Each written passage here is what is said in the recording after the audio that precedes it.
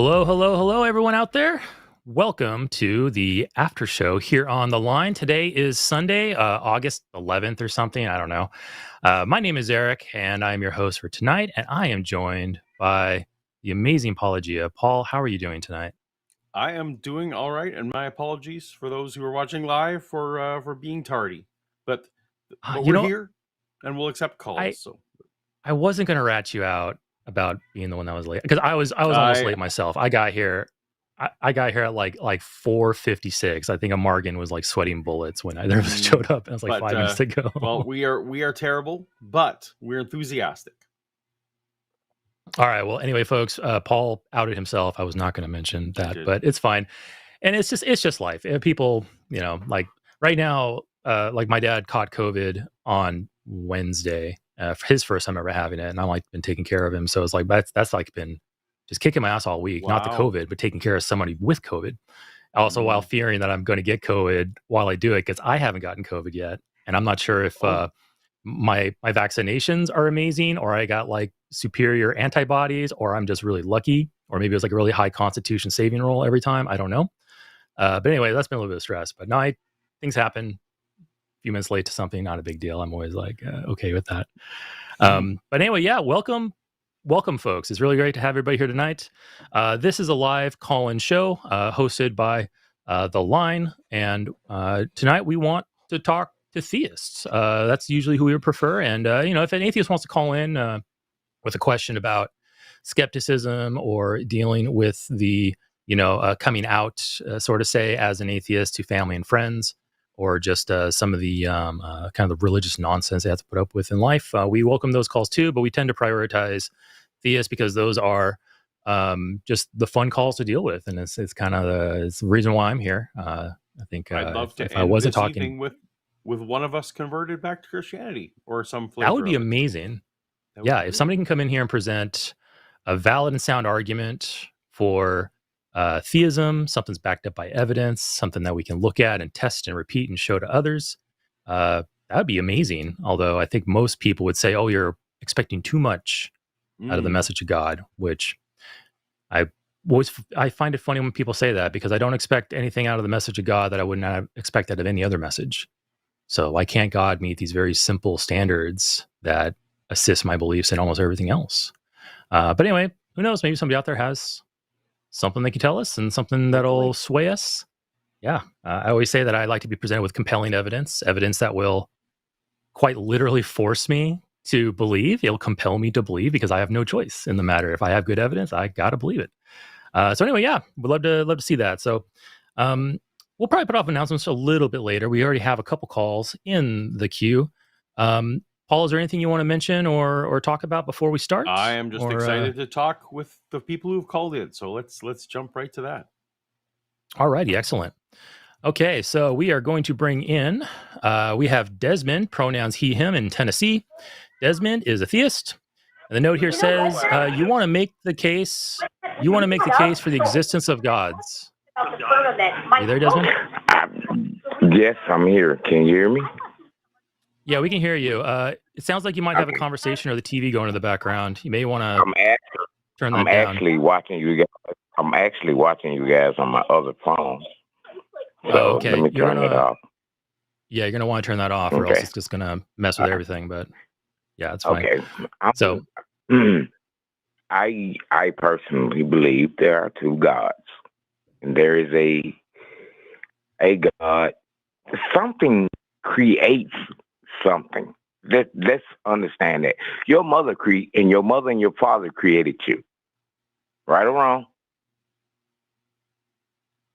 I wouldn't say creative, but sure, let's roll with it. Yeah. Okay, I wouldn't say created, but let's okay. Well, I I'll wouldn't even say made, but let's go ahead and go with it. Okay, we'll run with that. Okay. I'm saying that the devil was created by a God. And the God that created the devil said, hey, you have to, in my mind, this is the way I see it. If I have a child, there's no way that I will wish harm on my child.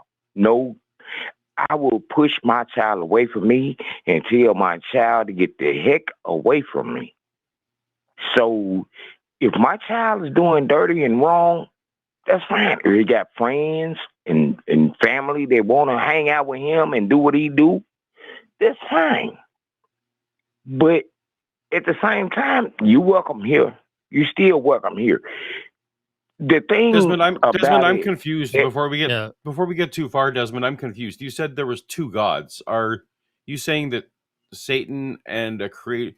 So far, you've talked about two people: the creator God and Satan. Are those the two gods that we're talking about? Yes. Okay, yes. So Satan is a god in your theology? Yes. Satan is a god. The average person cannot touch Satan. Even in the Bible, Desmond, before you get too far, Desmond, before you get too deep into it, so you're saying that God is a god. I'm assuming you're talking about the Christian God, or is it just a general God? Just a general God. We can go Christian. Okay. We can go general. I'm just going by the books. I'm going by the books that most people have read. All right. So we have a general God who you refer to as God, and we have the devil who you also call God. The devil was created by God. Okay. So what God created God? It could be vice versa. It could be vice versa. It does not matter, but it's two of them. So one of them created the other. One of them created the other. Mm-hmm. What created the original? Because you said that something creates something. Your God is something. And you have an example of a God which was created. What created that first God? Okay. Watch this. You ain't going to like what I'm about to tell you. The lonely God. The lonely God.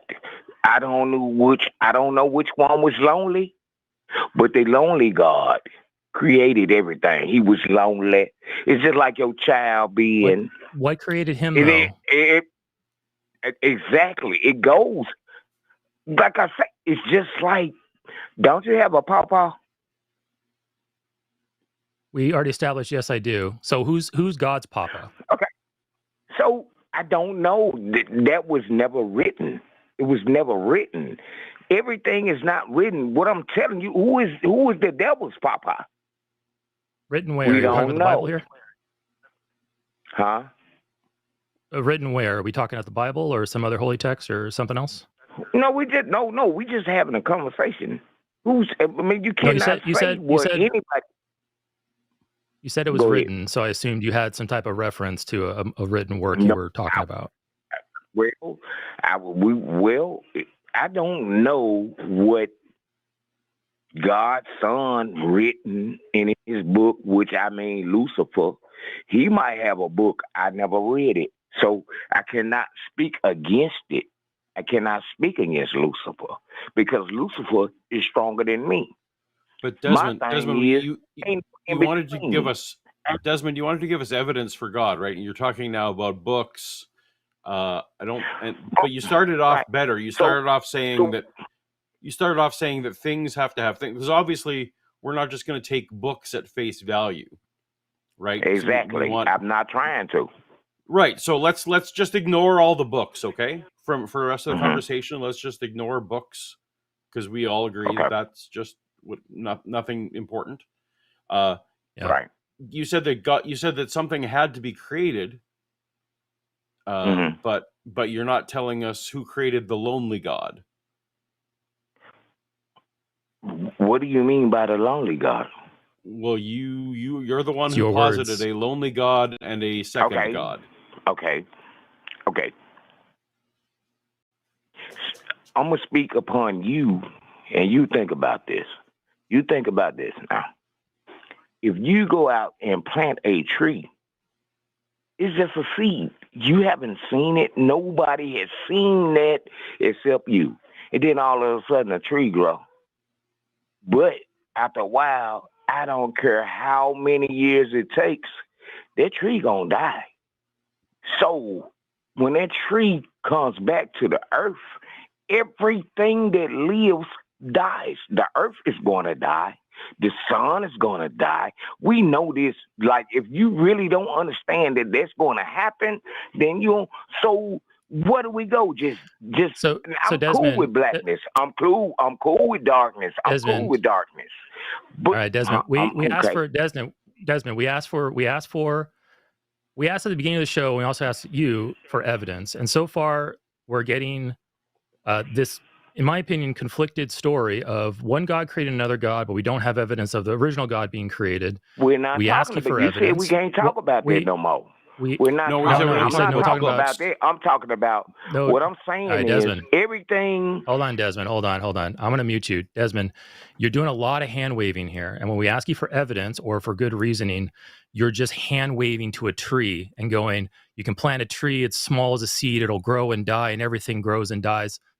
And that doesn't do anything to address our question here. So let me ask you this again. Do you have something that you're referencing? Do you have something you can show us that isn't just look at this over here, literally look at the trees? Do you have anything that you can give us that has like some substance to it?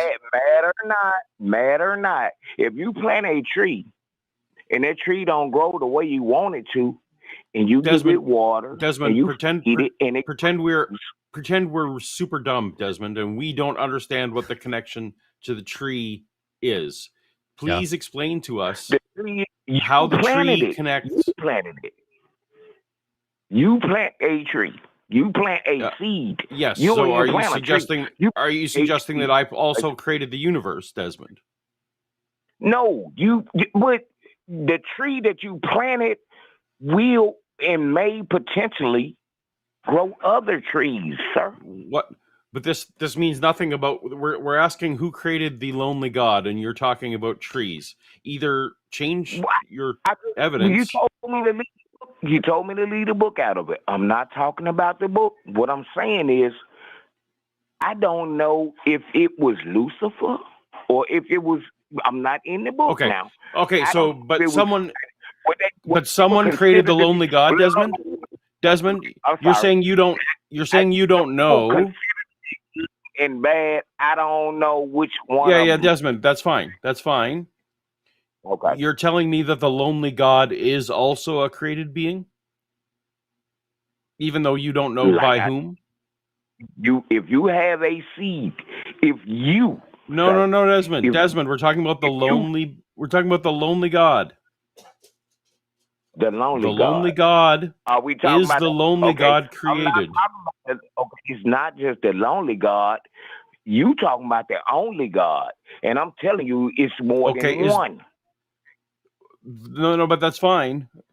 Is every God in existence a created being? No.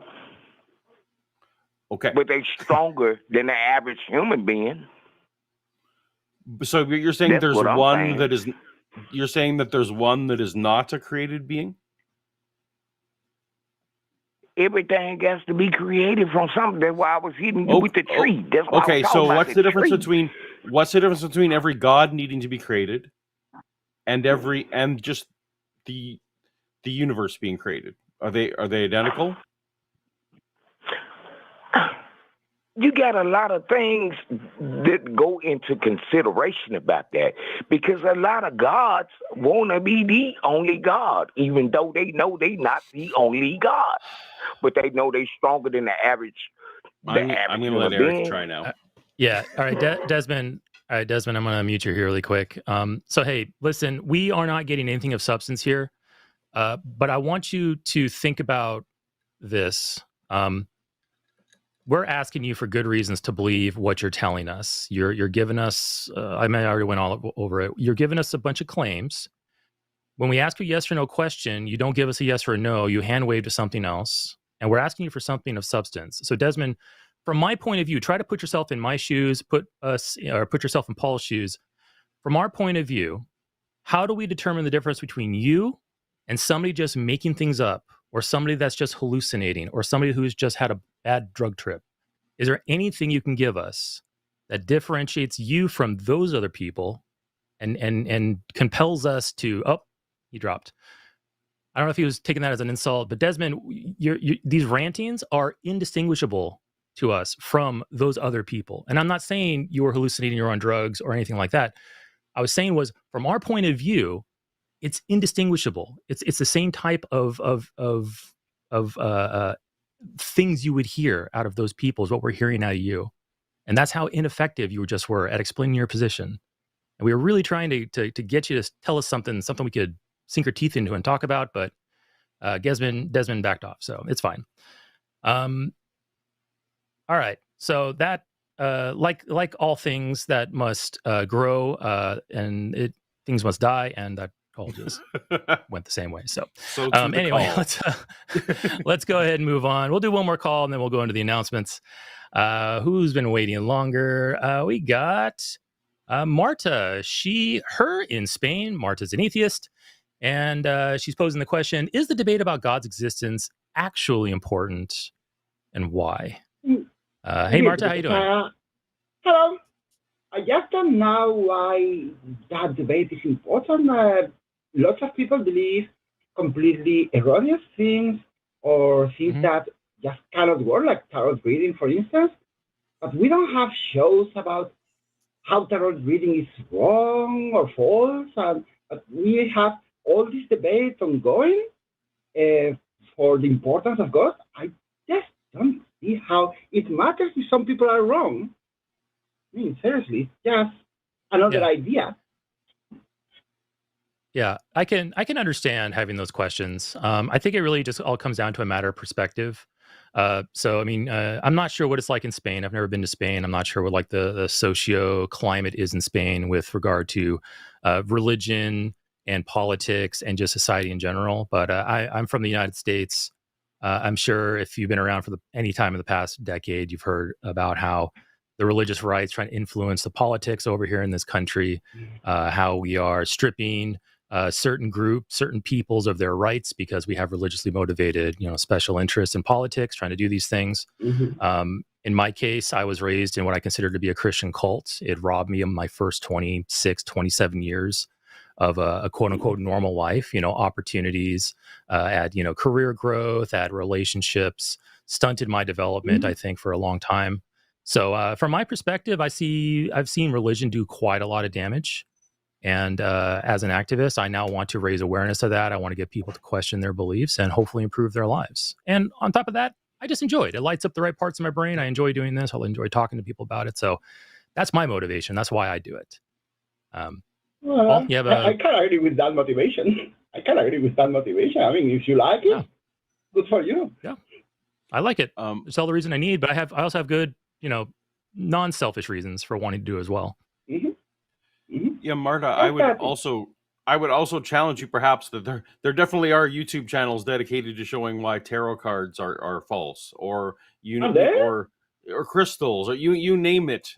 YouTube is a big place, and so you name the false claim. There's definitely channels out there that do work to demonstrate the opposite, be it flat Earth or vaccinations or all those kind of themes of false beliefs. But I just want to echo what Eric said, that this is very personal for me, again, because despite the broader socioeconomic impact, which I believe Christianity is and other religions are negative in those fronts, I was, up until a few years ago, it's getting to be more years now, but a few years ago, I was absolutely believed to everything that I was told about my religion, and that the earth was 6,000 years old and all the kind of harm that comes with that. And I spent many decades of my life believing that. And when I found out that I was wrong, I felt very angry. I felt slighted, as Eric was saying. I felt robbed of a lot of years of my life. And if I feel like anyone should want to know whether their beliefs are true or false. It doesn't matter what the belief is. We want to believe as many true things as few false things as possible. And when we are believing false things, that leads us to believe other false things, whether they're of they'll be of mixed consequence, obviously, but false, better epistemology, better ways of coming to learn the truth is always worth learning in any context. And so you can apply skills that we talk about here to other things. So for all those reasons, and probably many more, do you still feel like that we are wasting time? Well, I wasn't saying you are wasting time. I just was wondering about the reasons. Because here, well, I mean, most people here grow without a religion, really. I mean, the religion exists. There are religious people, obviously. But I, for instance, never even heard about the word God until I was 7 or 8. And then I read the Bible and said, hey, this is bullshit. So, whatever. But most people here are just, well, I wouldn't even call atheists, just are religious. Like, it doesn't even matter. Marta, that is the world. That's the world that Eric and I wish that we lived in. I will tell you that we wished we lived in a world where most people, whether God is a thing or not, is of no consequence to their day-to-day life. I don't want to eliminate religion. I want to live in the world you live in, where on a day-to-day basis it doesn't matter, because that's very different from my experience, unfortunately. Okay, I get it then. It makes total sense to me then. I just didn't know how deep the differences were between Europe and America. I'm sorry about you having to suffer that type of religion. Sorry, really. We thank you so much. Well, we thank you for that. Good or bad has shaped us in who we are today, and I like who I am today. So in a sense, I'm glad it happened. I got regrets in my life, but all those things add up to who I am today, and I like who I am today. So I'm pretty good with it. I came to terms with it, but I don't want to see the next person have to go through some of the things that I went through, or some of the things that Paul went through. So I mean, I would like to, just to kind of echo what Paul just said, I would like to see religion relegated down to vampirism or flat Earth's on the rise. Never mind about that. Like just things that we just can just ignore, like you do over there in Spain, where it's just not a deal because it doesn't cause anybody problems. Over here in the United States, religion causes problems. Go ahead. Can I have a second? This Jeff Mason person is saying that Marta is neither nor for in Spain, and I'm a troll. No, I'm sorry, I am from Spain. Puedo hablar en español si quieres, no tengo ningún problema. And no, I'm not a troll. I'm honestly telling you. Sorry about that. No, it's okay. I see that. So, ignore the live chat. They sometimes some individuals can say things that don't really reflect the consensus. But no, and here's the thing too. We'll go ahead and let you go, Marta. Thank you so much for the call. Thank you for bringing that up. And I'm glad that we were able to kind of see eye to eye on that and help you understand. So thank you so much. And you have I guess is it morning, afternoon over there? You must have a day ahead of you. So I hope you have a good day there. Good day to you. Thank you. All right. Goodbye, Marta. And here's the thing too. So if Marta, I'm not saying at all, I think Marta was perfectly genuine, but even callers that are fakes or trolls or whatever, if they raise a good question and we talk about it and we can get some good ideas out there, that's fine. What matters is that the audience is getting the sense of the message and the sense of answering the question. It doesn't really matter who is behind it. That's not an invite for people to come in and be fakes or trolls, but that's saying that there's value in that, even though sometimes there are fakes and trolls. But I don't think Marta was one of them. Echoes a question. I'm sure, Eric, on your channel, you've seen it as well. That echoes a question I get all the time. Is why are you wasting your time doing this? Or if you if you really didn't believe in God, you wouldn't talk about it. Like there's a lot of variations of this that makes me feel like. Regardless of Marta's motivation, which I think was probably genuine, it's a question worth answering.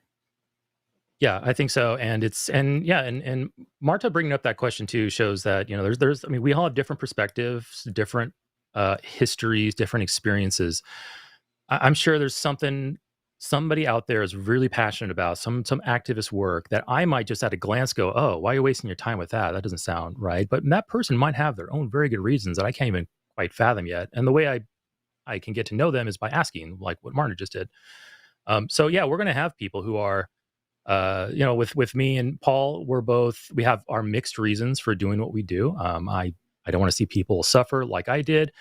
I said it lights up the right parts of my brain, which basically means I enjoy doing this. And there's a whole mixed bag, and there's some catharsis in there, some self therapy in there too. It's like it's a mix of selfish and selfless reasoning, and that's what my motivation is. So you almost said self-loathing, which is what I'm here for. Maybe that too, maybe that a little bit too. But here's the thing, though. Like, okay, so and I don't know, I don't want to drill into this any further, but we want to know what the truth is, and it definitely raises an eyebrow that a lot of people believe this. So I'm not saying that makes it more likely to be true, but it either lots of people are believing the right things, or a lot of people are being fooled into believing the wrong things. And either one of those being true, that's something I think I like to investigate and look into.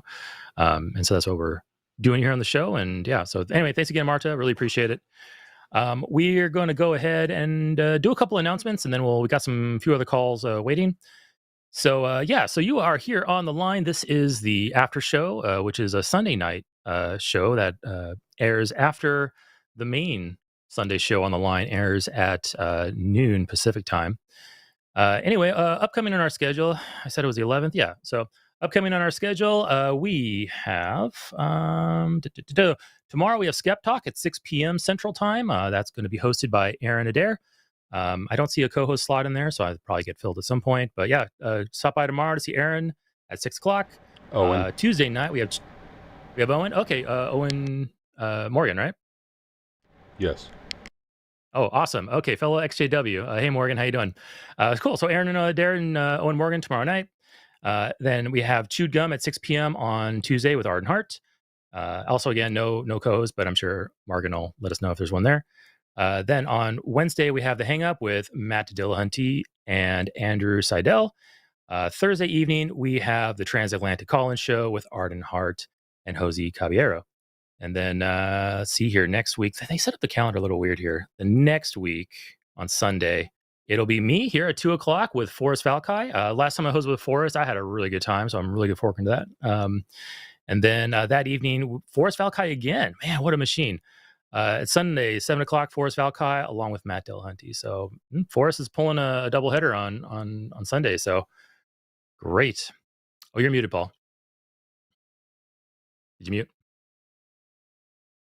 Yeah, well, that was for the dog. All I was going to say was that Forrest's in Canada right now, so we'll see if we let him back, if America lets him back in.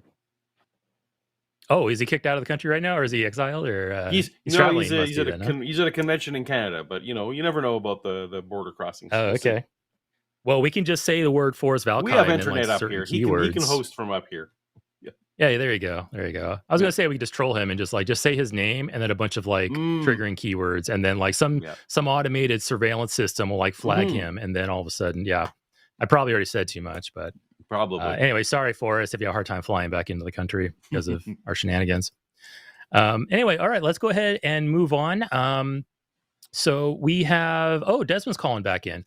So hey, Tim, I was going to bring you back in, but Desmond's back. We'll give him maybe about 5 minutes, and then we'll head to you. So let's go ahead and bring Desmond back in. Hey, Desmond, did you hear what we were saying after you disconnected, it seems? Yes, sir. I'm listening to y'all. Now, I really like the show. It reminds me of Art Bell. I don't know if you ever heard of Art Bell. I have a whole podcast. Take it away, Paul. I have a whole podcast dedicated to Art Bell, so I love him. Yes. Yeah. All good. I love Art Bell, and so I'm not. Here's the difference, really trying Desmond. to call on nothing crazy. Go ahead. Here's the difference between us and Art Bell, Desmond, and Art Bell would entertain and, for the most part, uncritically entertain these incoming ideas, all kinds of stuff. And Paul with his friend Dave, right? Yeah, Dave. Yeah. They have a live stream every 2 weeks where they talk about old Art Bell stuff and how Art Bell just uncritically consumed and distributed a lot of nonsense. And we don't do that here. When we hear an idea nonsense. It might have been nonsense. I think you need to listen to Art Bell if you don't call it nonsense.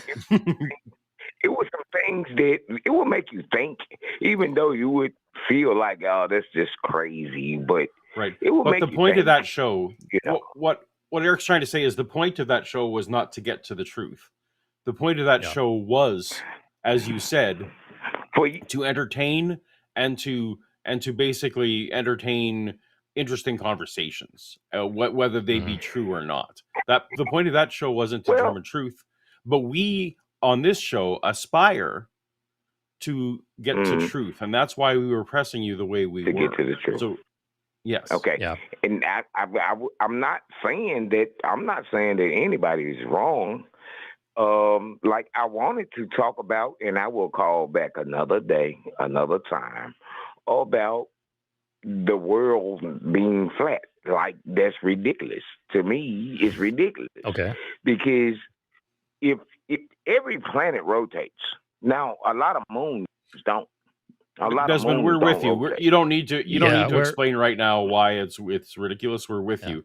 Did you have anything extra to say? Right. So, like I said, but okay, we're gonna go back to life as being God and the devil. I feel like there is both. Okay, and a lot of people probably, we understand this is how you feel.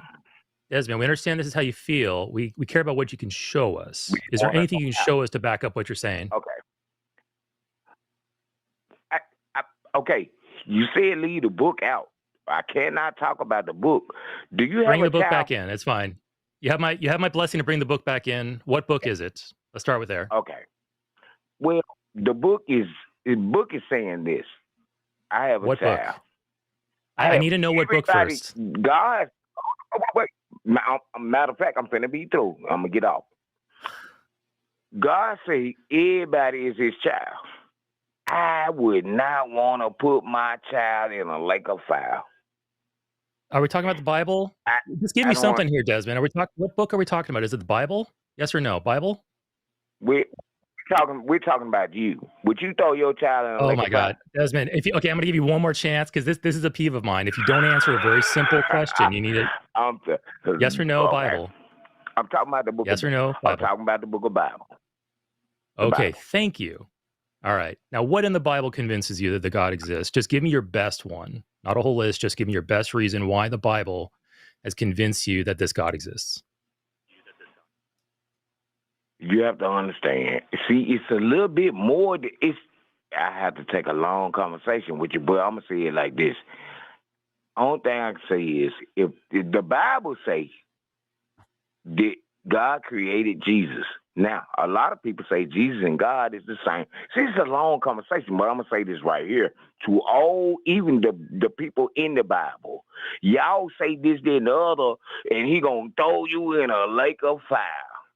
Why would I do that to my child?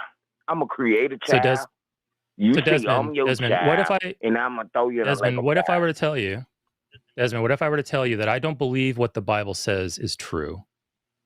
How would you respond to that? I don't believe the Bible is true. Well, I won't say the Bible is totally not true. I believe there's a part in the Bible. Let's pick something. Let's pick something concrete.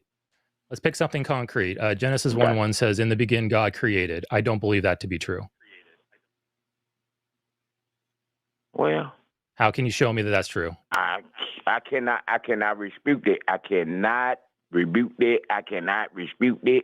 If that's how you feel. Now, me personally, I love science, and I truly feel like something starts from somewhere. Now, for you to say it didn't happen, you got to show me where it didn't happen.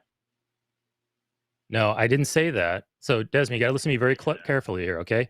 You're saying that God created things. You're making a positive claim. I'm saying I don't believe that. I also don't believe Genesis 1:1. I'm not sitting here and saying that they're both definitely false, and I'm making the opposite claim. I'm just rejecting yours because I don't see enough evidence. Can you present evidence to sway me to that position? I'm riding with you. I am riding with you.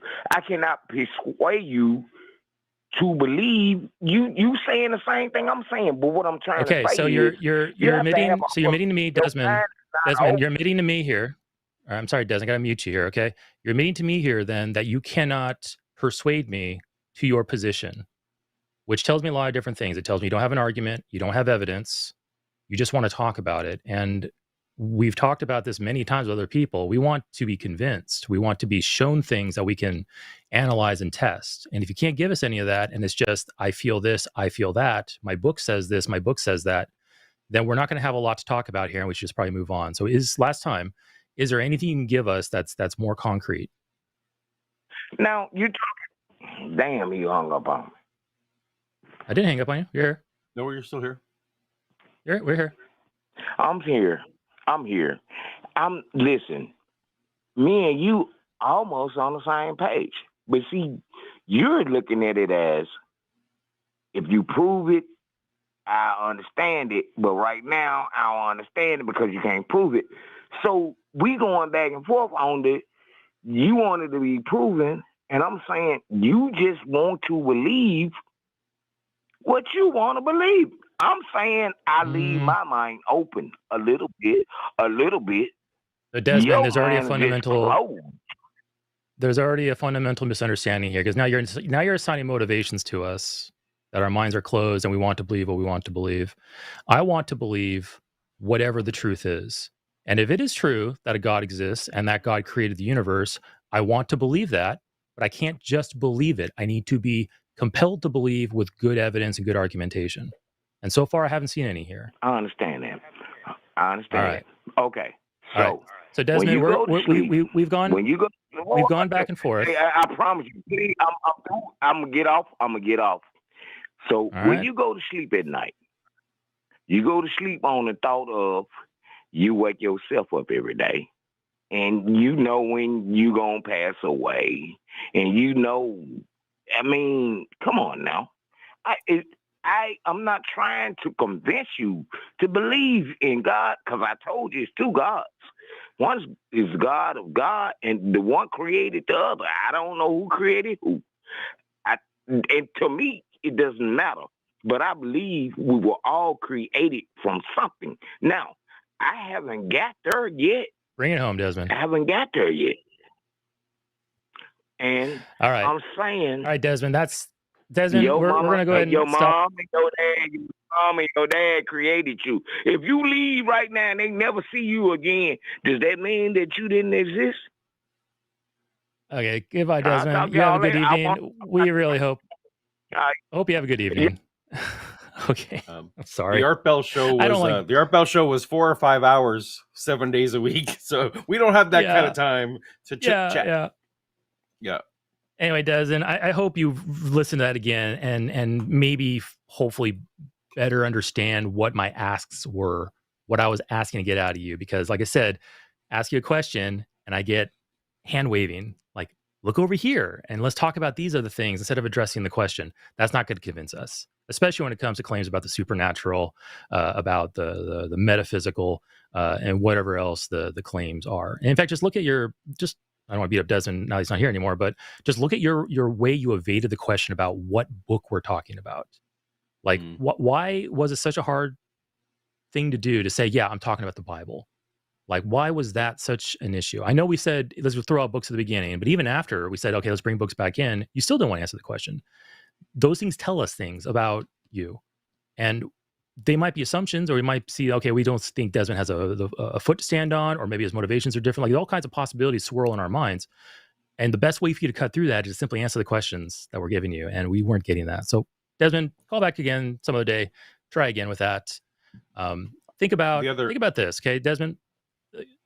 Look at it from my point of view. Take you and your claims, Desmond. Imagine somebody is giving you those claims. Like, let's say you're talking to a stranger on the street, and that stranger is telling you exactly what you just told us, except instead of the God of the Bible, they're talking about the God of the Quran. And then see how receptive you are to that reasoning, and how receptive you are to that, generously speaking, calling it logic. See how receptive you are to those things. And then maybe you might understand what we just felt. Go ahead, Paul. Desmond was self-aware enough to actually say, I don't think I convince you of any. I can't convince you of anything. So if that's you and you're calling in, this is probably not the show for you. This is the show where we want you to try to convince us. So if you just want to lay things out but not convince us, different show. Find a different. Yeah. Yeah. And honestly, Desmond, we can be convinced of anything if you bring argumentation and evidence. Anything. But you need to support it. So, okay, let's go ahead and move on. I'm going to bring Tim in here. Thank you so much, Tim, for so graciously, even though you had no choice, graciously waiting for Desmond to have us around too. Tim, you're from Minnesota. You're an atheist, and you're struggling with connecting with the atheist community. So, yeah, hi, Tim. Welcome to the show. Go ahead and tell us what's on your mind. Yeah, so basically the situation goes kind of like this. I grew up in like IFB, so it's like Independent Fundamental Baptist. If you're familiar with it, it's real conservative Christian, like, you know, the world's going to end, you know, the girls only can wear dresses, no rock and roll, the whole nine, right? So growing up in that, I was introduced to like Answers in Genesis and all that. Became like, I guess you could call it like a teen, like apologist, basically, for like all my peers at public school. It was kind of like my mission field was my public school, right? But going through looking at the evidence, I realized there were a lot of errors and contradictions and scientific problems with the Bible and logical problems and so on, right? So then over, you know, time, I lost my faith and kind of became a bit bitter towards the Christian religion and became very hardcore, angry atheist kind of guy. But herein lies the struggle, because I started looking at things a little differently several years ago. And I think my skepticism towards a lot of the values that I had embraced with such a zeal began kind of around like the COVID era policies. I deep dived it. And the more I looked into whether it was the lockdowns, the vaccine, just different claims that were supposedly supported by the science, and that all the atheist peers I had, you know, held to so vigorously and demonized anybody on the other side of things, I found myself more in line politically and socially with people who religiously I differed from. And so now, you know, it's, you know, I'm in a new town. I have a fiance now. We're looking to build connections. And she's a religious person. And she started going to a church. And several of the people who attend that church, we've become friends with and things of that nature. And I found that, like, I almost have to kind of put on a front when I'm with them. But then I also don't feel, you know, connected.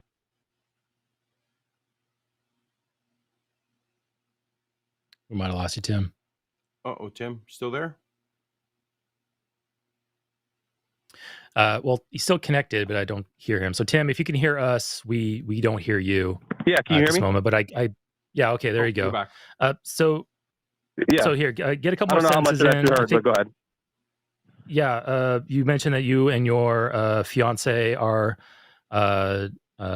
hanging around with some religious folks from her church, but you feel like you have to put on like a kind of a show and a front in order to be accepted by them, even though you don't believe anymore. Yeah, exactly. But I also kind of feel the same way. Yeah, I feel the same way when, you know, I hang out with people that are, you know, in like the secular community in my area, because it becomes such a, like, you know, we're going to bash anybody who could ever have any conservative thought ever. And it just turns into that all day long. And, you know, my own political perspective has, go ahead. All right. So if you're looking for, say, conservative leaning atheists, they are out there and you can find them. It could be that perhaps you're not looking in certain places, but like, I'm not quite sure. You're basically saying that you can't find people with the right mix of beliefs that like jive with yours. You feel like you're either putting on a show or butting heads with them. Yeah, exactly. I feel like I want to be able to just. It was nice when I was a Christian because everybody was like me. They agreed, and it was nice when I was an angry atheist because everybody was like me. But now that I'm still like an atheist, but like, you know, I'm not going to bash somebody who doesn't want to get a fourth booster. but it's like those kinds of conversations. Yeah, I want to say you want to be careful not to paint people with such a broad brush, because you might come up with these characterizations of people or groups of people in your mind and saying that these are like the only options.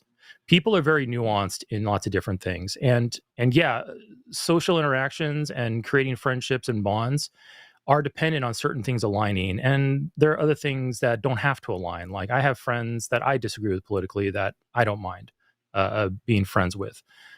So like, you may just be hanging out with the wrong people, or maybe you yourself are being a little bit too critical or a little too exacting in what you want out of friends. But like you said, if you're in Minnesota, are you near any major cities in Minnesota? Yeah, Minneapolis. Okay. So have you used like certain online resources, like, I don't know, like meetup.com, message boards? Like there's groups out there you can probably find that will closely align with yours. And if you don't find somebody, then maybe if it's something that you really value, now you have a choice to make, whether, okay, do I stick with my outwardness about my positions, or am I willing to make some compromises with what I say and what I don't say, or how fervently I argue for something, how fervently I don't. And then you can make compromises in order to increase the number of friends you have. But that's a choice that you can make. But is that kind of like what you're looking at? Yeah. Yeah. So yeah, I haven't used that particular site, but I have done 2 different events through message boards with like secular communities. I guess like this question kind of stems from a broader, I guess, disappointment, I would say, in the atheist community, because I feel like what's happened is the critical thinking, the skepticism, the embrace. What was that? Sorry, I was just saying, be careful not to paint with a broad brush here, because you're about to say this is what I don't like about the atheist community. And the atheist community is a huge group with many differently minded people. So, but anyway, continue. I wasn't trying to step on you. Just be careful with that broad brush there. Okay, that's a good point. Let me rephrase. With the atheist community that I have been in contact with, so this could be different in other people's experiences, but in my experience, what I've noticed is that the embrace of like, free expression of ideas and free speech and criticism and criticizing the authority, like the government, and criticizing the people who make decisions and criticizing power, like, these sorts of things were like hallmarks of like the Hitchens sort of like atheism that I really liked, and it's been just disappointing, I guess. I like, there's been like some of my closest friends from, I guess you could say, like the atheist community, quote unquote. But like there's been some estrangement just because, and it's not on my end, but on their end, it's like they don't want to associate with anybody that is even open to criticizing, like I go back to the COVID thing. That was kind of a big point of separation for me. But like, as an example, like the vaccines or something. And for me, it's like, yeah, let's hear all the criticisms and let's put them all on the table and let's evaluate and see. And so it's just that it's been just disappointing, I guess. So if you can maybe speak to your thoughts from your vantage point about the skepticism, and do you think that the atheist communities that you've aligned with are less open to criticizing people that are on their political side, quote unquote? So I do want to say that skepticism, when is not synonymous with contrarianism, right? It's not synonymous with relentlessly questioning everything. Skepticism, in broad terms, is about making sure that you have good reasons to believe what you believe. But you absolutely do hold to positions when there is good reason to believe them. So, for example, I'm guessing you are not advocating that there should be a huge group of atheist flat earthers, for example, or atheist young earthers, right? So but you're granting then that there are certain things for which just skepticism is not mere contrarianism. Yes. Okay. So yeah, I'm granting that. So you will find I don't think that I don't agree with you necessarily that everyone should be open-minded about everything, right? Like, I think there are certain issues, and I'm going to leave the ones that you were talking about completely aside, but there are issues for which a person can come to the best possible conclusion that they can come to. So, for example, I think that it's more likely than not that Jesus existed. There are atheists who every single day attack me for being wrong on that position, right? That they think that Jesus absolutely did not exist. I actually feel a little bit like you sometimes. I'm like, oh, why can't we just agree on, or why have two people come to different conclusions based on the same evidence? I don't disassociate with mythicists, though. I completely will associate with mythicists, and we can have lively discussions when we so choose about whether that position is correct.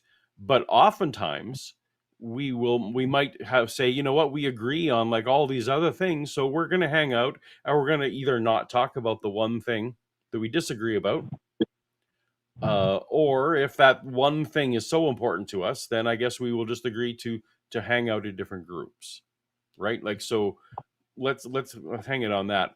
Political. I live now in a very small town. I used to live in a very large city. I find that when I am in my very local circles, that I don't have as much in common with them, with my neighbors, as I would like. But I also do like to I am embracing this part of me that I'm not super comfortable with, and that is making friends with people local to me. That has meant, in some cases, setting aside certain topics, not even political topics necessarily, but just certain topics that we might disagree for the sake of becoming friends. So, those are all things that can be done. If and when that social interaction is important enough to you. I would argue, though, also that there are times when sometimes our principles and our ideals are more important than the social interaction. I think you would agree with that, right? That sometimes the ideal is more important than the friendship. And so those are cases where... In very rare instances, I'm about as pro the free expression as you can find.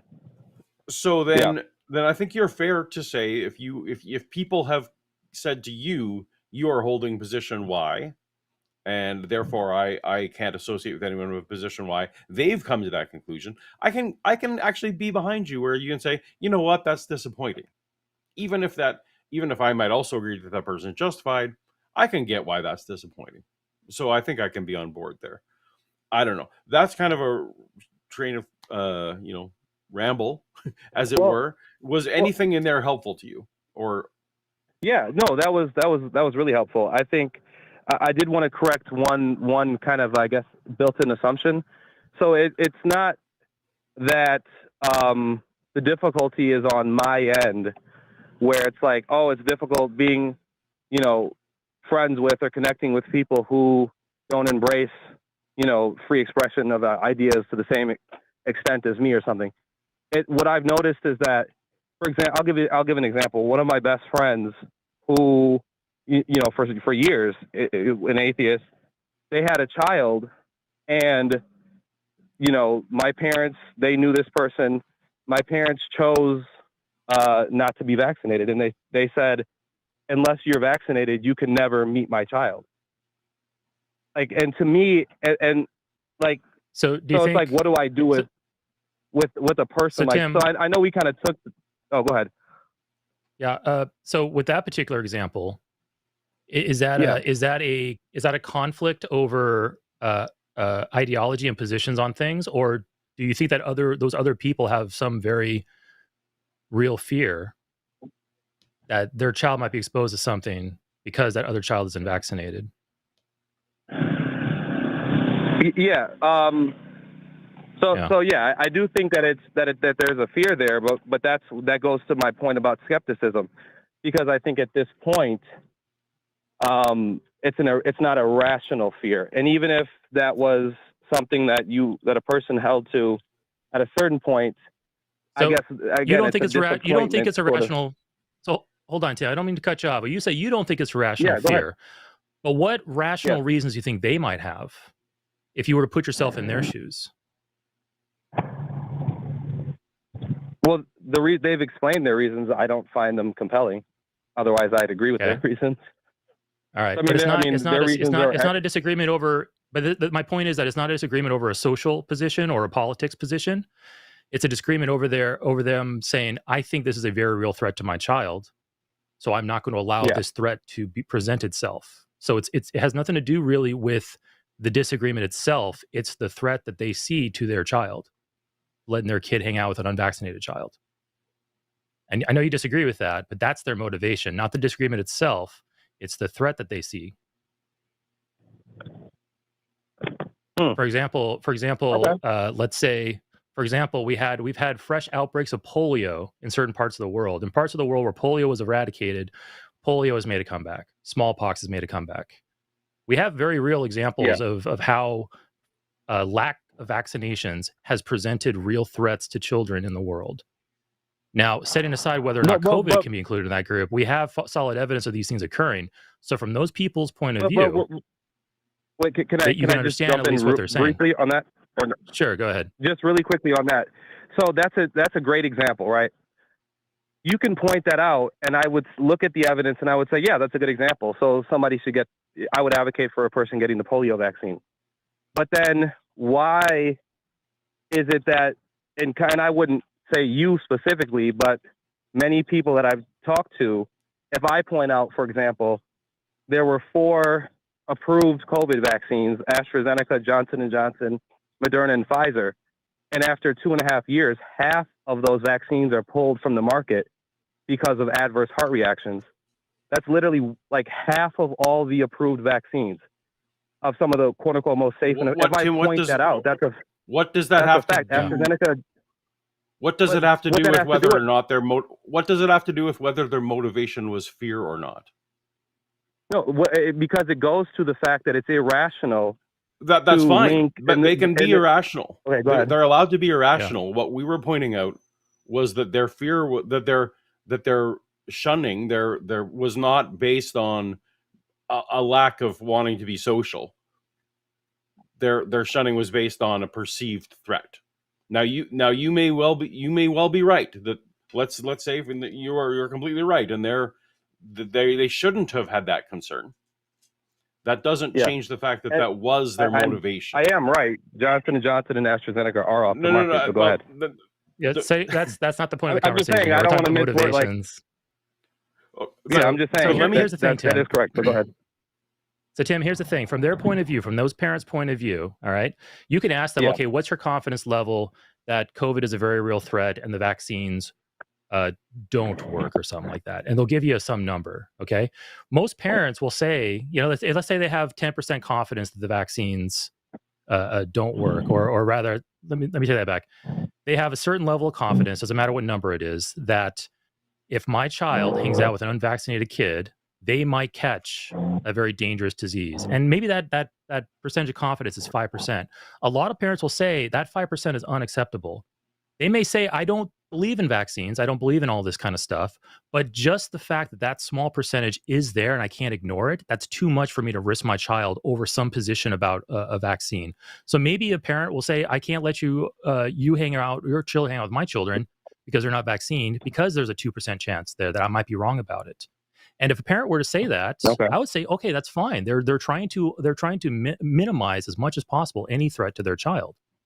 So whether or not the vaccine issue is who's right on that, it doesn't really matter. Is that you should put yourself in their shoes, and even though you disagree with certain facts and certain interpretations of the evidence, you can at least understand what their position is. They're not saying no to you. I'm assuming they're not saying no to you because of your position. They're saying no to you because they see a very real threat to their child. Okay, well, fair enough. And I want to, like, they can make whatever choice they want, but my whole thing is it's just disappointing. But I agree with what you guys said earlier, that maybe the route is just to find my connection with people, not around philosophical things, because I am kind of in a weird niche position of like being a non-believing, like skeptic of the skeptic community kind of guy. So I think that's a good point. Maybe I'll look for like rock climbing groups or something. Yeah, that's exactly right. I think you're on point. The question of whether someone's an atheist or not is ultimately like one of the least interesting questions about a person. So trying to coalesce around that one question has always been strange. So love it. If you like rock climbing, find a rock climbing group. I'm with you. Yeah. And I can say even right from my point of view, just this is me personally, like whenever I'm examining a person to be a new potential friend, whether it be a workmate or somebody I've met recently or somebody in the neighborhood, the last thing that goes through my mind is what's their position on God. I don't even bother answering that question. I ask myself, how does this person behave? How does this person treat others? And is there anything potentially this person does or says that could be a threat to me? Because, you know, let's say we have a person who, I don't know, doubts they completely are skeptical and deny the safety of seatbelts. I would never get into a car with that person who's basically saying, I don't believe in seatbelts, or I don't believe in, you know, stopping at stop signs or something. Like, those are obviously, you know, very extreme examples. But if I identify a belief in that person that's like, okay, this could potentially be an issue if I'm not careful about this, I may say, no, I don't want to hang out with this person. But when it comes to the belief thing, when it comes to the Christianity versus, or theism versus atheism thing, like, it doesn't ever really cross my mind, because I don't have some type of like box I need to have checked that says atheist when I consider somebody a friend. So you may want to reevaluate your priorities. You may want to look at things and say, okay, I'm willing to make these compromises to get what I want, because it sounds like you want friends. It sounds like you probably, I don't want to call you lonely, but it sounds like you probably want to alleviate some of the isolation you're feeling because you live in an area with religious people and you have a religious family. Re-examine things, re-examine your priorities. Is it really a big deal? Certain things that you examine when you're talking to people, and, you know, course correct, make adjustments. Life's about compromise, and if you want to get what you want, you have to make compromises along the way. So, but I would affirm, Tim, I hope we didn't encourage you to hang out with people who make you lie about who you are, because I would say that's another red flag. If someone forces, if in order to be in a group you have to lie about who you are, I would say that's a red flag as well. So that's a good point. I would never associate with somebody and pretend to be a Christian just so I can associate with them. Well, that's just me. Okay. Yeah. Can I ask one question on the way out? Sure. Yeah. So you guys both grew up in Christian backgrounds, correct? Sounds like very similar to yours. I think so, but people tell me I wasn't a Christian, but sure. Yeah, same. Yeah, I faked the whole thing apparently. But just, can you guys speak to the denominational differences? Just like what I guess what your thoughts on that were when you were a Christian. I'm just curious, like how Christian, or I guess not even when you were a Christian, how you look at that now. Like, do you look at certain Christians as like worse Christians or like better Christians, if that makes sense? Maybe I'm not wording it well. Like, do you maybe say like, oh, this guy's a Lutheran, so he's like a tier 2 Christian, but like this guy's like a Presbyterian, so he's like a little bit better? Or is it like, nope, they're all to an extent? I'll be much more comfortable with just a generic Catholic than I would with, say, a member of the Westboro Baptist Church. Yeah, you might be able to draw some lines in there, but they would be very like edge case type things, like core Christianity, Lutheran, Catholic, Protestant, Presbyterian. Like if I had 4 people in front of me and each one of them says, you know nothing about me, but I'm a Catholic, I'm a Presbyterian, I'm a blah, blah, blah, I'd have nothing to work off of to make any judgments about them. But if one guy says, I'm a member of the Westboro Baptist Church, immediately I'm like, this person pickets funerals and I probably don't want to hang out with this person. So yeah, just yes for edge cases, but for core Christianity, it doesn't matter to me at all. From my perspective, I grew up in a Mennonite community, and it wasn't my generation, but just a generation or two before me, it was literally like the debate was whether you were allowed to have 3 buttons on your jacket or 4 buttons on your jacket. And if you were on the wrong side of the button count, you weren't a real Christian. So that's where I came from. And so I was very much on the virtually no one but my inner circle was Christian. Like I was very much on that. And I actually, weirdly, I'm now what I would call I've jokingly called myself a Protestant Christian or a Protestant atheist and a sola scriptura atheist, because there are still actually theological positions that if I was ever to slide back, I would have a hard time. Like I'd have a hard time. I'm much more likely to become a Protestant again than I am to become a Catholic, for example, because of some of that ingrained, I think that one version of it is more ridiculous than another. And I'm definitely not going to go LDS or Mormon, right? Like, because I think those were even more heretical at the time. So I would have even more obstacles to overcome now. But I currently am now where I think anyone who says they're a Christian is a Christian. And I take them at that face value because it's all about self-identifying. So it would be weird for me, atheist dude, to be a gatekeeper about who is a Christian or not, right? So now I'm much more open and just say, oh, if you say you're a Christian, I'm going to take you at your word that that's the case. Because why would you lie about that? That's a weird thing to lie about. So I don't know if that clarifies anything, but we're all weird, messed up versions of what we were raised by. So it's an interesting question. It's a shame Christianity wasn't better explained, in some authoritative source. And so we have things like the Nicene Creed and other extra biblical documents that, are hard to trace back, hard to verify, hard to see who vetted and authorized these things. And it's like there's no book that says criteria for being a Christian, 1, 2, 3, you check these 3 boxes and you're a Christian. Like we don't have anything like that. And so we have a lot of issues today where people finger point and say you're not a Christian. Well, no, you're not a Christian, and it's a mess. If a God exists, if Christian God existed, and you're concerned about there being as many Christians as possible, I think he would have covered this problem before it became a problem. So that's just me, though. So okay, well, thank you very much, Tim. Thanks, appreciate it. Good luck in your journey. And we may disagree on a few things when it comes to the COVID things, but I mean, we all have the very real problems of when it comes to, our social circles and the choices we make with, navigating the world, navigating friendships and family. And we all have to make our decisions for ourselves. So good luck to you. And you have a good evening. Okay. So I already said all the announcements. We got, I think we have a poll in the chat. Do we have a poll in the chat? Jimmy said he was going to put a poll in the chat, but I don't see it. So maybe Jimmy's a big fat liar. I don't know, but we're going to put a poll in the chat, hopefully, to ask people to call in, defend your God. If you believe in a God, go ahead and call in and give us your argumentation, give us your evidence for it. We would love to hear it and discuss it. Paul, he's very much into New Testament, facts around the New Testament, study around the New Testament and the history behind it. I like people justifying their beliefs to me with good reasons. So we'll hopefully have a good conversation. Yeah, so please call in. There is a poll in the chat. There is a poll in the chat. Why don't I see it? Maybe I got to refresh my page. Am I the liar? I might be the liar. Oh, there is the poll in the chat. Okay. Do you believe in God? Well, I am obviously the liar here. Anyway, yeah. Do you believe in God? Yes, I will call in to defend it. So I'm going to click that, skew the numbers a little bit. But 2% of us here apparently believe in God. That is 20 people. So any of you 20 people, maybe say a little prayer to your God. Read what was it? 1 Peter 3:15. Read Mark 13:11. Yeah. Give us a call.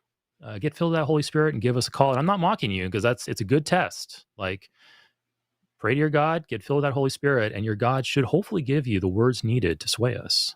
Good test here. Always be prepared to give a defense for that which you ask for. But do absolutely. so with gentleness and respect is the important second part of that verse. Yeah. I like Mark 13:11 because it kind of says the opposite. It says, do not worry beforehand about what to say. Although it's within the context of you're being pulled before like judge and jury, like you're on trial. You're kind of on trial when you come to this show. No, I'm kidding. This is a friendly conversation, but you're here to defend your beliefs. Your beliefs are in a sense on trial on this show. So Mark 13:11 says, hey, don't at all worry about what to say. Just say whatever is given you at the time, for it is not you speaking, but the Holy Spirit. So either you can pray to God beforehand and call in, or don't pray to God and call in, and you should be covered either way, depending on which scripture you're clinging to. So anyway, okay, that's enough fun with that. Let's go ahead and bring in our next caller, Thomas, him from Georgia. Thomas is an atheist, and I gotta hit the talk button harder because sometimes I have to register. There we go. Hey, Thomas, how you doing? You're calling in with the subject, how to respond to theists arguing about the problem of evil. How to respond to theists arguing about the problem of evil. Welcome. You want to elaborate on that and tell us a little bit about what your question is?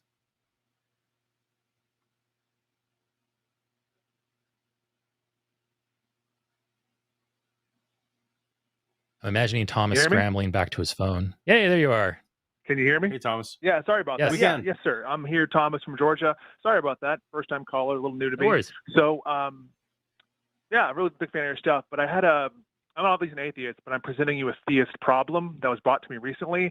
I've heard a lot of the usual theist arguments, and this one was kind of a lot. Not that it was persuasive, but I'll tell you the story. I was walking across campus, and a campus ministry outreach group was proselytizing, preaching, and they walked up to me as I passed, tried to engage me. Are you a Christian? Are you an atheist? Would you like to convert? And I'm openly atheist. I said, yes, I'm an atheist. Spent a good 15, 20 minutes talking to them, all the usual things. Bible has no contradictions. Yes, it does. But I eventually hammered in on the problem of evil. If God loves us, why is there suffering? Why is there pain? And eventually reached a point where, children, what really sin has a 5-year-old done? So what reason would the just and loving God have to place something as insidious as a brain tumor in a 5-year-old child's skull? What I usually will get is something like God works in mysterious ways, or it's all part of the plan. It's very neutral. And this was my first time hearing a theist present something like brain cancer as a positive when one of the outreach people said, oh, well, that's actually a good thing because when children die young, they go to God sooner. And I was so disgusted and just shocked by that I just stormed off and walked away. And I had some really dark thoughts. I wanted to say something like, let's see how you like cancer, but that would be a horrible thing to say.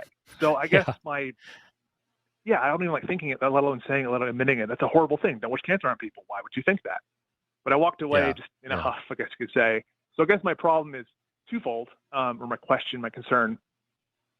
Sometimes as an atheist, I feel the burden is on us to be poised. If a Christian or a believer, a Muslim, Hindu gets impassioned, they're just passionate about their faith. But if we start to get heated, it's just an angry atheist. That's part one. How do you feel you avoid that best? You are a better communicator than I am.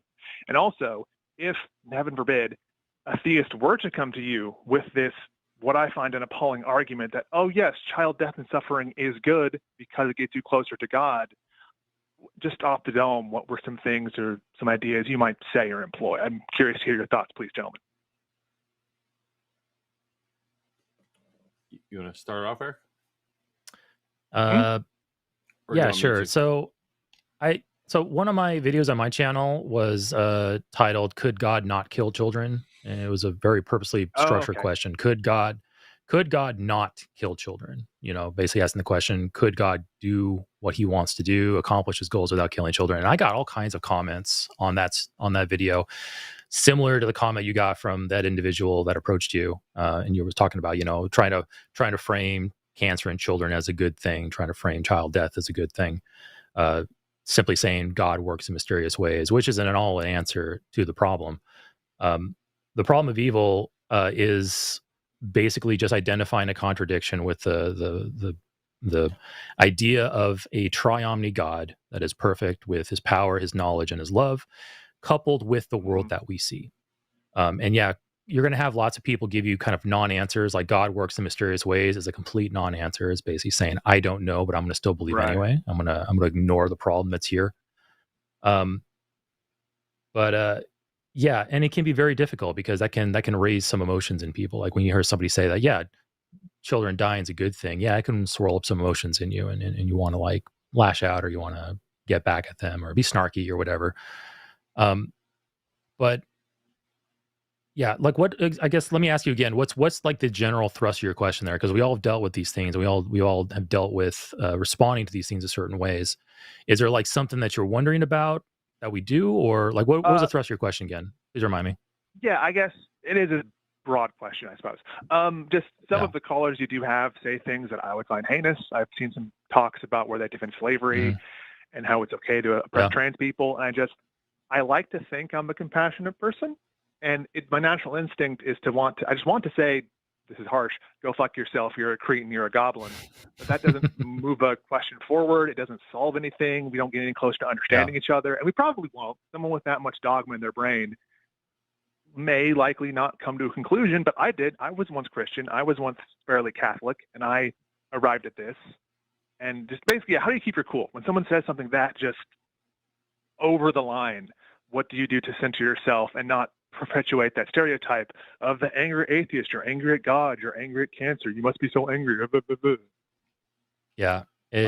It can be hard to control yourself in certain cases when you're hearing things that are just so outrageous and cruel and I would say vile in certain ways, you know. It really comes down to, if you're getting emotional about it, kind of what is at the core of your emotion. Like, are you just outraged at what you're hearing? Are you frustrated you're not swaying somebody? Are you just really that adverse to hearing things that you disagree with?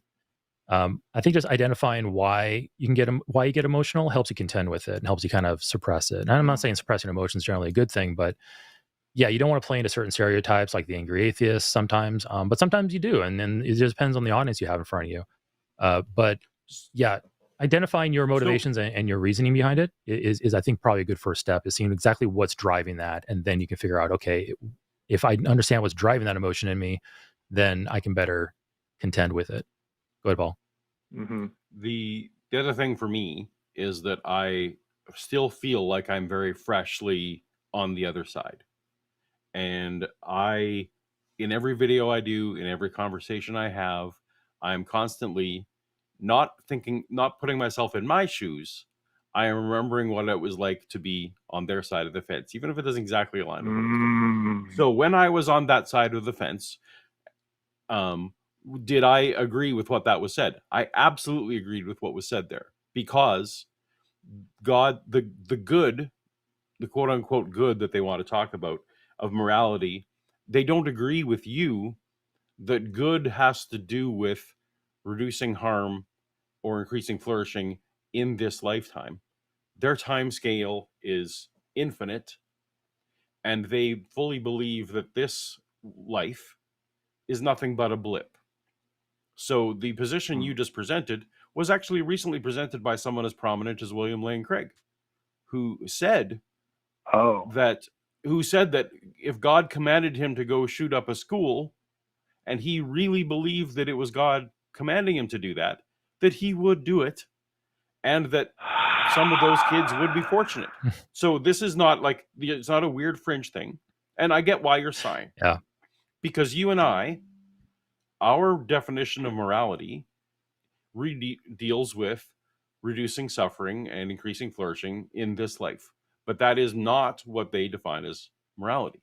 So one place the conversation can go, when you are calm about this, is pointing out that in this problem of evil conversation, you can't have a problem of evil conversation if the two of you are not agreeing about what the definition of morality is. And so you might be able to make some impact by saying, look, my definition of morality has to do with reducing harm and increasing flourishing in this life. And they will say, well, this life doesn't matter. And then you can say, well, that's why we don't agree on the problem of evil, right? Because there's just a definitional problem going on.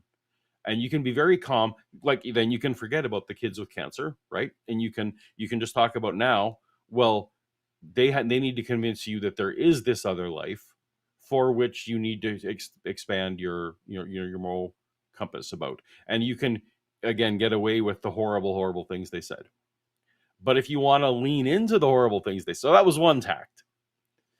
But if you want to lean into the horrible things they say, then you could take that conversation to, well, then why then does God not favor abortion? When the best possible thing that you could do for this child, according to what you just told me, was to take them out before their age of accountability. right? Exactly. So that's a shock value if you want. So that's a whole different way you can go about it, right? The shock value of it. Or the third thing that I might want to go to is, okay, let's set aside the 5-year-old with cancer. Let's talk about 40-something Paul who had cancer. And I had cancer. And there was a very real chance that I was going to die before I was convinced that Christianity was true, right? So why would you give the 40-year-old cancer when he is not convinced? Like, is that not taking him out? Why are you not choosing to give these adults sufficient information to make an informed choice about whether or not to choose God or not, like accept the gift or not accept the gift, right? That to me is way, if you want to put yourself in that shoes, in that world where that is all true and there's a forever after this, the far more immoral thing is killing people in the age of accountability. And why is God not doing something about all that, right? So those are different tacts. So one is to talk about the definitions. You can be less passionate. One is to, and the other two are basically versions of turning that argument around and saying, well, it's argumentum ad absurdum, right? It's like, well, if that is true in your case, wouldn't it make all these other undesirable things true as well? For example, like abortion should be good. So I don't know if that's at all helpful, but those are things that I would do, again, just because I feel so freshly associating with that person on the other side. That's not for everybody, by the way. And the things that Eric does in his Socratic questioning, also not for everyone. So you do need to let your own personality be your guide on some of these things. Yeah. There's going to be things that you're going to say and do and in your style that will appeal to some and not to others. And there's no unfortunate, magic recipe or silver bullet that's going to give you, 100% success rate with whoever you're talking to or your audience and such. So, and that's the thing, like sometimes angry atheist is something that somebody needs to see. Like back in the old days, back when I freshly deconverted, when I first started consuming content on YouTube, this is like back in 2009, 2010, watching Matt tear apart theist claims, that's what I needed to see at that time. If it was me today, I don't consume as much of that content anymore. I consume a lot more stuff along the lines of like Paulogia and others that are kind of more analytical, more just down to the facts and stoic and kind of emotion free.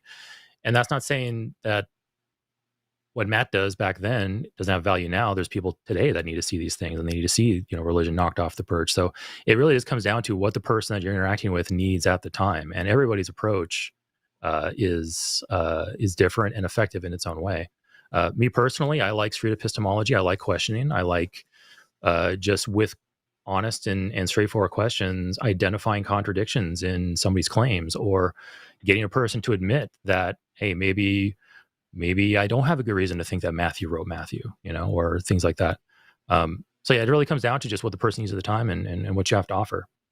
But as far as the emotions thing, a lot of these things, these things talk to our morality, and our morality is deeply tied to our sense of survival. And if we see something that that conflicts with our moral code, we can interpret that as this is actually like, this is a low-key threat to potential flourishing or potential survivalhood. So it's easy to be emotionally charged about these things. And I get emotionally charged about it. But having that discipline to, kind of keep that down and to stay on task and to take things on rationally and just the facts, and then worry about the emotions later. Have a beer later on and then vent, get all those emotions out then. That's usually what I do. But it really just comes down to the person and what you're doing and what you find effective. So that's really I can tell you. Well, that's extremely helpful. Thank you both. You both gave me a lot of different things to chew on, new ways to look at it. But one thing I want to go over one more time: the video that you made, Mr. Eric. Why does God keep killing children? Why does God not kill children? Because I want to look that up. The question is, sure, it's on my channel, Skeptics and Scoundrels. It's like one of the only pre-made videos I've made. The question is, could God not kill children? Because we have children. Yes. Could God not kill children? You'll see it there. It's because we have, if you believe in the Bible, God killed children, whether it be in the flood, firstborn of Pharaoh, all that stuff. So the question is, could God have gotten his goals accomplished without doing this? And it's a fun video. Right. I recommend you watch it. But yeah, hope you enjoy it. All right. Well, thanks for your time, gentlemen. Best luck for the rest of the show. Have a nice Sunday. Thanks, Tim. Or Thomas. All right, Thomas. Thomas, thank you so much. Okay, we got 2 calls left in the queue. But anyway, back to announcements. I listed off our shows earlier, but I'll do it one more time, except this time I'm going to speed run it. So you're talking to Paulogia and Eric tonight on the after show, The Line. For the rest of this week, we have a really nice lineup for you. So tomorrow we have Adair and Owen Morgan on Skeptalk. On Tuesday, we have Chewed Gun with Ardent Heart. On Wednesday, we have The Hang Up with Matt Dillahunty and Andrew Seidel. On Thursday, we have TACIS with Ardent Heart and Jose Calabero. And then next week, we have on Saturday, Forrest Valkai and I will be hosting the noon show of The Line, or of the Sunday show. And then we'll have Forrest Valkai again with Matt Dillahunty in the evening. That's all I think I got for announcements there. So yeah, all right, we'll do. So let's bring in our next person in line. Let's see here. We're going to bring in David, him from Virginia. Dave is an atheist. I know what it's like to be dead. Interesting. Hey, David, how you doing? And it sounds like you got a story to tell us.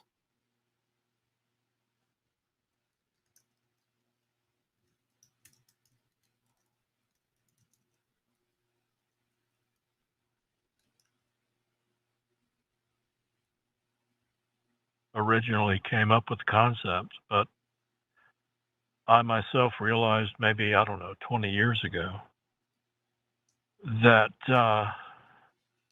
being dead is exactly what it was like before you were born. Nothing to be afraid of. Yeah, I've heard that sentiment too. There's a quote from Mark Twain about that too, and I'm trying to remember the phrasing. Something about like, I'm not at all afraid of dying. I was dead for billions of years before I was born, and I wasn't troubled for it, or something along those lines. No whatsoever. Yep. And I just wondered, do you know who before Twain who would have espoused that insight? Who before Twain? Not sure.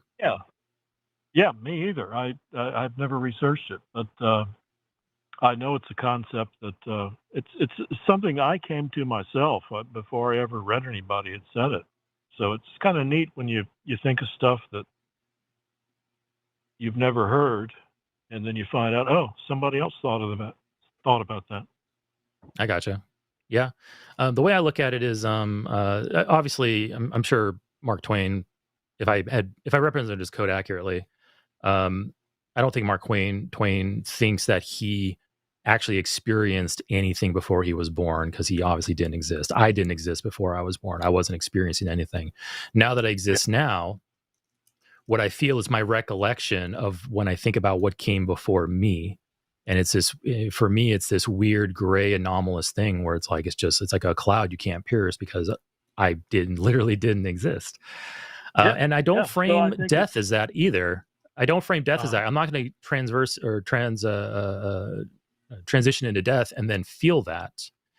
It's what I feel about it now. Once that death occurs, I no longer feel anything. I then no longer exist. So what I feel about how I used to be, I can kind of say that's what I'm going to feel after I die, but that's not really the case. It's what I feel now about how my state I'll be when I die. So, and for me, it's not really the fear of death that gets me. It's just the dying part is what gets me, because there's all kinds of, ways you can die. Some folks that are quick and painless are maybe considered lucky in certain sense, because I've seen individuals, family members of mine, just deteriorate away into nothing. And it's just, it's humiliating, and it's painful, and it's just so terrible when you are just wasting away, waiting for the inevitable to happen. So that's what scares me. seeing Eric one day 40, 50 years down the line, and I'm like in a bed and I can't even go to the bathroom on my own. Like that's what scares me, not what happens when I die, because once I die, that's over. So I've long thought that I fear dying. The dying is the thing, but not being here, that's the same as before you were born. I think that's very reasonable. Yeah. Okay. Well, David, was that all you had to talk to us about? Yeah, I just wondered if you had heard of that sort of a look at it, and if you had known anyone else that had espoused that. Yeah, a few individuals. I think most people who don't believe in an afterlife are probably going to be very, very similarly minded. Just, I'm going to return to a state of non-existence. And even the words "I will return to a state" is kind of incoherent. You don't return anywhere; you cease to be. The idea of you might persist on. People might refer to you as, that person's gone and non-existent, but really that person is no longer a thing. So it's just people ponder this, and usually, if you don't believe in an afterlife, that's usually what you think you go back to. So. Yep. That's what I think. Nothing to be afraid of. And the other thing was, I don't know if you are familiar with John Lennon songs and the Beatles, but "I Know What It's Like to Be Dead" is a line from Lennon in 1966. Oh, nice. All right. Well, thank you, David. Appreciate it. You have a good evening. Okay. All right. Thank you. Bye. All righty. I'm gonna drop that call. Okay. And I think we have our final call for the night. And I know who this is. Paul, you may know who this is as well. See here. We have Doug. This is Pine Creek Doug, right? Yeah. Hey, guys. Hey, Doug. How you doing? Doug. Fellow Mennonite. It's good to talk to someone from the hood. The Mennonite hood. Someone who knows where Steinbeck is. That's right. Yeah.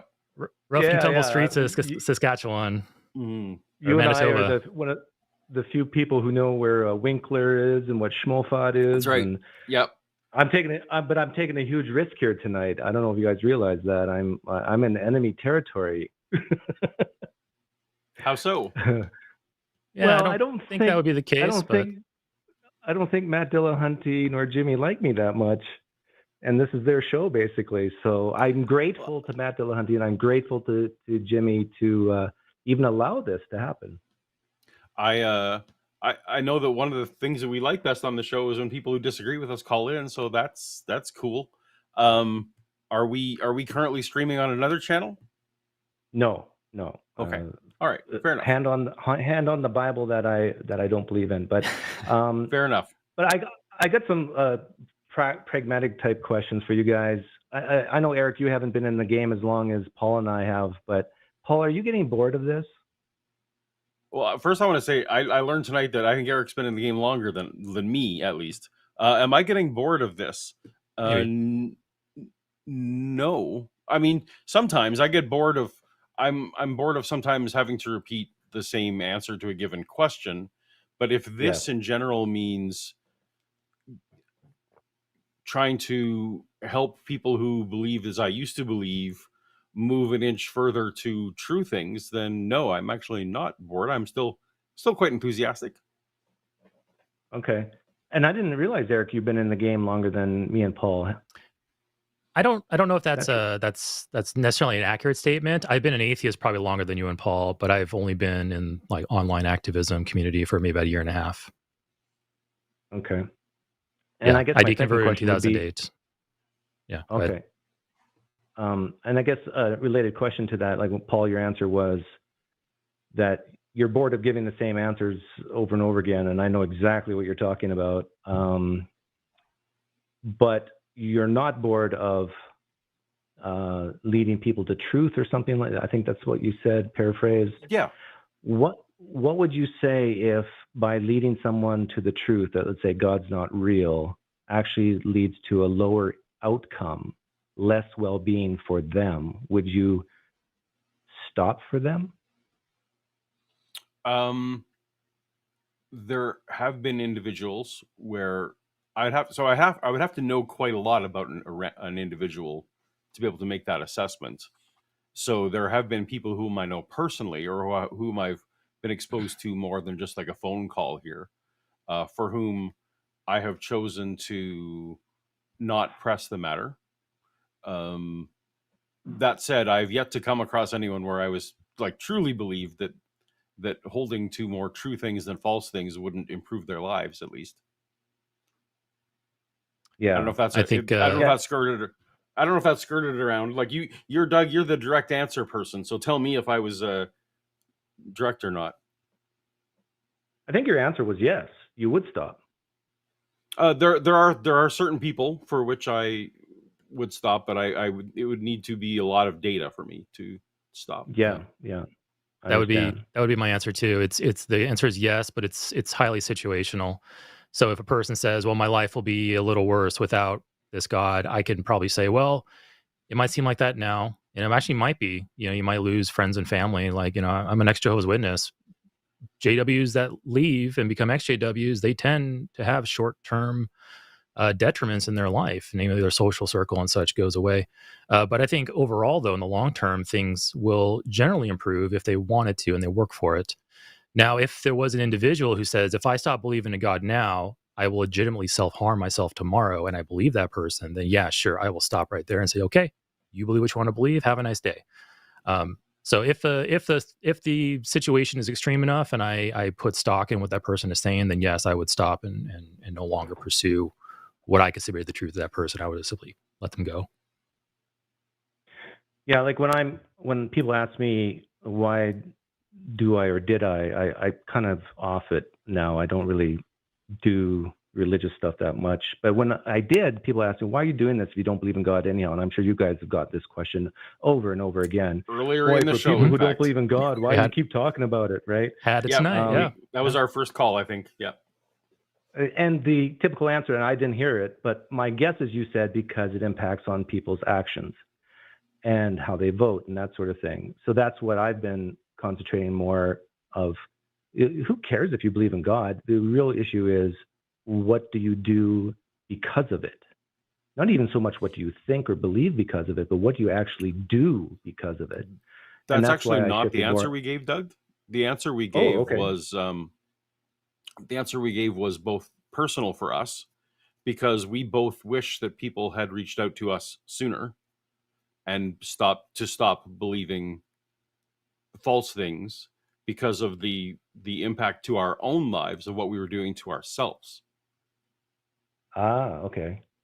Sorry, I missed that. But what things did you do to yourself that was bad? For me, go ahead. Yeah, for me, back when I was a Jehovah's Witness, I gave up on college. I gave up on understanding myself, seeking relationships when I was a teenager and even in my early 20s. I forgoed and skipped many things that I consider to be normal development steps for a human, in deference to my God, in deference to the religion, and in deference to the organization. So I missed out on quite a lot of things based on the religious belief as I was growing up, and I don't want to see other people miss on those things as well. Okay. How about you, Paul? So that's kind of my thing. Oh, well, many things. One is that I definitely made choices about my family life, and I'm not going to go into specifics, but I definitely made family life related choices that I wouldn't have made otherwise if I didn't believe that God was telling me to override what my own moral intuitions or ethical standards would have told me to do. I made vocational choices. I made choices with my money. I made choices in ways I raised my children. There's just a whole people who I would or wouldn't associate with, for example. So those are all personal things. I think we did in our answer say there are, of course, I believe that there's meta factors that when you spread these choices over a voting group, for example, yes, those are impacts, but that's not personally why I do it. So I don't know if that is that a good enough answer? You're making me laugh, Paul. Wait, you don't need my approval. Oh no, I do know, Doug, that you one of the things I appreciate about you is that you slice through when people are giving evasive answers. Yeah. And the only reason for my evasion is that there's certain personal things I don't want to talk about on air. So. Yeah, I understand. And one of the big ones, and I think you and I can relate, is that we both have a Mennonite heritage, and it was very much us versus them. I mean, even the Anglicans in my hometown weren't real Christians because they were Anglican and that sort of thing. And so when I left Christianity, that stopped, and I think that, or at least lessened, and the same happened to you. But here's what I will say to that. I see in the atheist community a lot of us versus them, a ton of it. And a lot of it is down political lines, especially, or ideology, like the trans movement is a huge one. If you don't agree with certain things with the trans issue, you're an outcast, sort of thing. And there's other issues as well. And so, like, atheism is not immune from this. But atheism also isn't an organizing principle, right? We actually had a caller earlier in the show that asked a very similar question to that regarding they were a right wing. They hold right wing political views, but are an atheist, and they were struggling to find community. I actually thought of you. I was like, oh, you should find. He's someone I know who's. I wouldn't know if you categorize yourself politically on the right, but I know that on certain issues you would find yourself more right-leaning than an average atheist out of the basket. I'm right. Yeah. So if that person's still listening, he can contact me if he needs fellowship, and maybe he can come to my poker night. But that's right. They're in Minnesota, not where you are. But if he's struggling with community, that's his fault. I mean, he's just not trying hard enough. Yeah. But I think you would agree, Doug, that whether you believe in God or not is not an organizing principle per se. Not a what? Organized principle? Not an organizing principle. Like, it's not something you can really build a community around. Oh yeah, you're right. Like, and this is why I think a lot of times when ex-Christians here in the United States leave Christianity and become atheists, they cling on to some type of political endeavor to bring meaning to their life. And it's because atheism sucks at community building, because there isn't a weird, fantastical claim to rally around. Oh, you believe this too? Oh yeah, we're the same. So it has to be replaced with something else that gives them some meaning, and I feel good about myself because I'm making a difference in the world. I think Eric and I would nod at that. Eric, yeah, I think I would be in general agreement with that. I think we're all in agreement that atheism is not itself a kind of like an anchor for a community to kind of gather around. You probably will have certain individuals of certain other alignments outside of the religious belief that do cohere and do form these groups. I think just probably here on the line and various other channels, they're all going to have kind of like their niches and kind of what they've like congealed around. But yeah, it's a community to community thing. So you can probably find communities out there that will claim to be atheist, but then also say we also accept X, Y, and Z, and then you can find that group out there. But yeah, for on its own, yeah, atheism is just kind of just a independent thing. Doesn't really matter. I'm mainly here to talk to theist folks and to have my positions tested and to test theirs back, and that's kind of like what I like to do. Yeah. Outside of that, I don't really care about much else. Like I was raised a Jehovah's Witness, so I don't have like super strong political views, and the political views that I do hold, I don't really like articulate very well because I don't, I didn't grow up doing that. It's kind of the thing I shy away from. But for the most part, that's why I usually focus on the religious aspect of it, because I'm an atheist and I like talking about religion. So I tend to focus in on shows that will also have that additional attribute there, shows that like to talk about and confront religious ideas, not just the atheism part. Yeah, my problem is that, you after going through the Kalam cosmological argument for 1,000 times, after talking about the inner witness of the Holy Spirit and doing the outsider test for faith on that 1,000 times, yeah. you learn that there's certain individuals that it's not going to make a difference. And then you learn other individuals where it does make a difference. There's probably something underlying that's the real cause other than the arguments. And it's a small percentage of people who I think can be more dead inside and be totally emotionless, not care about losing community, and just, oh, that makes sense. I changed my mind. It's so rare that happens. I guess it depends on what you mean by rare. I mean, I have comments every day from people who say that I was part of their journey out, and I can't assess whether or not some of that was emotional or not. But what I do, I think I do a pretty good job of being rather emotionless in the way I present it. So yeah, I guess that's all I can do, right? Yeah, but I correct me if I'm wrong, and see if this is your experience, but I see within the atheist community, well, there's no such thing really, but a lot of people, it's usually an issue that really doesn't have to do with evidence. It's like I actually agree with Frank Turek that a lot of people were hurt in the church, that they weren't accepted for who they are or something. And that was the impetus to leave. And then, oh yeah, actually the New Testament is not reliable either. Yeah, see, I'm right. I do have good justification for leaving Christianity. And let me ask you this, Paul, because I'm really curious on your answer on this one. Over the years, I feel like I've been used as a tool by the atheist community to get back at those really evil Christians for what they have done. And so they cheer me on. Yeah, you trounced them, Pine Creek. Do you get that sense at all? I mean, every day I get people who wish I was more aggressive, because that is what they want, is they want the blood sport. They want they want their side to be right. Like any given debate, right? And you see it in political debates too. People are more going in wanting to see their guy win than to come out with truth, right? You want you always want your side to win. And so I get that criticism all the time that I'm actually not far enough. I'm not pugilistic enough. I'm a little bit too dispassionate.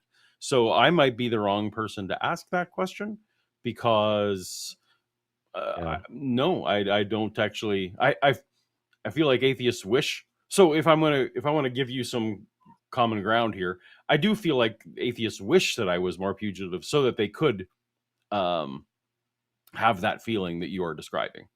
Is that fair? Yeah. No, you and I are kindred spirits, I think. Like even look at the poll you had earlier. 95% of people listening right now are probably atheists. They're here because they want probably guys like you and me and Eric to trounce on theists and just show how wrong they are. I wish there was it was flipped, that 90% of the people here were theists. Maybe it's much higher than what the polls suggest, but from the polls I've conducted, it's probably pretty accurate that most people here are atheists and they just want to hear the one or two. Isn't that just pure? Isn't that always going to be the in group out group? Set atheism aside, whatever your in group is, don't you always just want to other the out group? Isn't that just part of human nature? Yeah, I agree. It's human nature, but it's I guess a type of human nature that we need to push against. But it's not a unique criticism of atheism per se. No, that's my point, that it's not unique. Okay. Yeah. Yep. So I think I'm all right. Well, preaching to the choir here. Well, was it? Yeah. Go ahead, Eric. I wanted to maybe address something you said a little bit earlier. How you said that there's some people who deconvert and they start with emotional reasons, and then they later come to some justification for the emotional decision they made. And I agree that probably happens in a lot of different cases. But I see that you can start a journey with a bad step, let's say an emotional step in your decision-making process. We can call that a bad first step. But then later on, you can start taking better steps. And as you learn and grow and learn and research and such, you can eventually come into a position that you can call justified, even though that first step you took was emotional, because you can start with an emotional step and still be onto something true. And for some of us, myself especially, that was a choice I didn't have, because as a Jehovah's Witness, no college, no philosophy, no logic. I didn't even know what the word apologetics was, or even if that word existed. I didn't know what a logical fallacy was. I had no toolkit when I started deconverting. I had to work off of just intuition and emotion. And the start of that journey, and that's what some Christians try to capitalize on and try to invalidate what some people go through and the positions they reach, because they'll say, "Oh, you started off on an emotional step, then that somehow invalidates everything you did afterwards." But some of us had no choice in that, and I say it's fine for people to do that. It's fine to be angry at God, because that'll knock God off that pedestal, and you'll start asking questions about that God. And then hopefully those questions lead into better processes, a better epistemology, and you'll eventually grow and become like firmly established in your non-belief or in some new belief, and you'll have much better justifications for it. So I think that it's perfectly fine for people to do that. And I'm referring to myself, because I had no choice. I had no tools to work with when I left.